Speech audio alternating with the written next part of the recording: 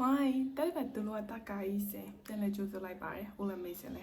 မှာအရင်တစ်ခေါက်မှာတော့ Finland နိုင်ငံအကြောင်းကို introduce လုပ်ပေးခဲ့ပြီးပါပြီဒီတစ်ခေါက်မှာတော့ Finland နိုင်ငံမှာအသုံးများတဲ့အခြေခံစကားလုံးလေးတွေကိုပြောပြပေးတော့မှာဖြစ်ပါတယ်ဆက်လက်ဆောင်ကြည့်ကြပါနှုတ်ဆက်စကားဖြစ်တဲ့ hi ကို Finland မှာဘယ်လိုပြောလဲ Why hey တဲ့ဘက်သူမှာ၃မျိုးပြောလို့ရတယ်သူမှာ hi ဆိုလို့ရှိရင်သူ့ရဲ့အတိတ်ဘက်ကမိတ်ဆက်တဲ့နေရာမှာသုံးတာဖြစ်တဲ့အတွက် why hey တဲ့ဘက်ဆိုပြီးတော့၃မျိုးပြောလို့ရပါတယ်နောက်တစ်မျိုး yes ကိုကြတော့ Finland မှာ kyllä လို့သုံးပါတယ် kyllä နောက်တစ်ခု thank you လို့ပြောလဲ kiitos kiitos kiitos နောက်တစ်မျိုး excuse me လို့ပြောလဲ anteeksi anteeksiသူကကြတော့တစ်စိမ့်လောက်ဒါမှမဟုတ်တောင်းပန်ပါတယ်အဲ့လိုနေရာမျိုးမှာသုံးပါတယ်နောက်တစ်မျိုး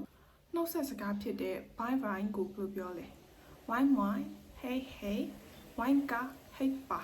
အဲ့လိုမျိုးပြောလို့ရပါတယ် wine wine hey hey wine ka hey pa ဒါနှုတ်ဆက်စကားဖြစ်တဲ့ see you ကို Finland လို့ဘယ်လိုပြောလဲ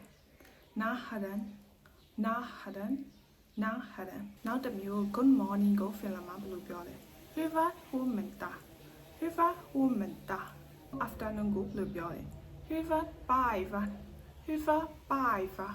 hyvää päivää နောက်တစ်မျိုး good night ကိုဘယ်လိုပြောလဲ hyvää yötä hyvää yötä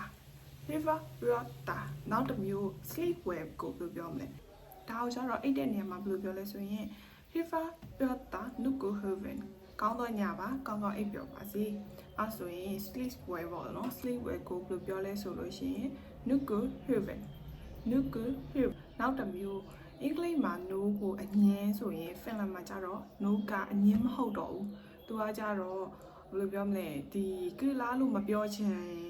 ဟုတ်တယ်အဲ့လိုမျိုးပေါ့နော်ကလာလို့မပြောချင်လို့ရှင်လဲ no ကိုသုံးလို့ရတယ် no အဲ့ဆိုလို့ရှိရင်သူက yes နဲ့အဓိပ္ပာယ်တူတူပဲပေါ့နော်သူက Finland မှာအငင်းကကြတော့သူက a ဆိုတာကအငင်းအဲ့တော့အငင်းဆိုရင်အင်္ဂလိပ်မှာ no ဆိုလို့ရှိရင်Finland မှာဆိုလို့ရှိရင် a နဲ့အဓိပ္ပာယ်တူတူပါပဲဒီနေ့တော့ဒီလောက်ပါပဲနောက်ဗီဒီယိုမှာ numeral ပေါ့နော်ဒီ number နဲ့ပတ်သက်တာတွေကိုသင်ပြပေးတော့မှာဖြစ်ပါတယ်ဆက်လက်ဆောက်ကြည့်ကြပါအောင် why nahadan ခုပြောရရှိပါတယ်တကယ်လို့သိရ Finland ဘာသာစကားနဲ့ပတ်သက်ပြီးတော့သိချင်တာရှိလို့ရှိရင်ဒီ comment မှာရေးပေးခဲ့ပါပေါ့နော်ပြီးတော့ဘာတွေထပ်သင်ပြမလဲဆိုတော့ comment မှာရေးခဲ့ပေးပါတကယ်လို့သိချင်တာလေးရှိရင်လည်းလာမေးလို့ရပါတယ်တက်နိုင်တော့ဖြေပေးပါမယ်ပေါ့နော်ဒီ Facebook account အနေနဲ့လာမေးလို့ရပါတယ် Facebook account လည်း account မှာတင်ပေးထားပါတယ်